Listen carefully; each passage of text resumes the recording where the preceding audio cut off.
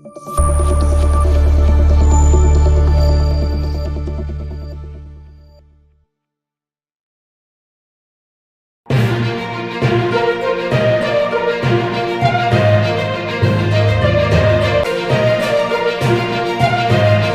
লীগ নির্বাচনে অংশগ্রহণ করতে পারবে না।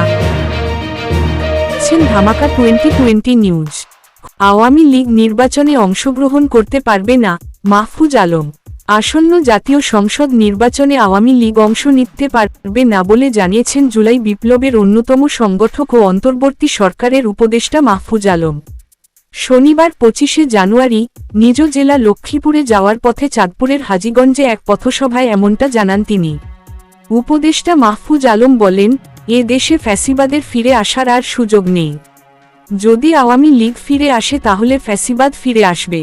আমরা বিএনপি, জামায়াত এবং সব ধরনের প্রতিনিধিদের সঙ্গে নিয়ে ফ্যাসিবাদ ব্যবস্থাকে উৎখাত করেছি। তিনি বলেন, শেখ হাসিনা যেসব প্রতিষ্ঠানকে ব্যবহার করে ফ্যাসিবাদ কায়েম করেছিল, সেগুলো সংস্কার না করে নির্বাচন দিলে প্রতিষ্ঠানগুলো থেকে যাবে। আর এসব প্রতিষ্ঠান থেকে গেলে মানুষ কখনোই বৈষম্য ও নিপীড়নমুক্ত হতে পারবে না। তাই সংস্কার কমিশনের দেয়া প্রতিবেদন এবং সব রাজনৈতিক ও অংশীজনদের সঙ্গে আলোচনার মাধ্যমে নির্বাচন দিয়ে রাজনৈতিক পট পরিবর্তন করা হবে। এ দেশ বাংলাদেশপন্থীদের হাতে থাকবে।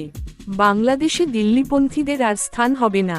গণতন্ত্রের বাইরে অন্য উদ্দেশ্য থাকলে সরকার সংকটে পড়বে, বললেন আমির খসরু। উল্লেখ্য, লক্ষ্মীপুরের রামগঞ্জ সরকারি কলেজ মাঠে আয়োজিত এক অনুষ্ঠানে আজ অন্তর্বর্তী সরকারের উপদেষ্টা মাহফুজ আলমকে নাগরিক সংবর্ধনা দেয়ার কথা রয়েছে। আপনারা দেখছেন ধামাকা 2020 নিউজ।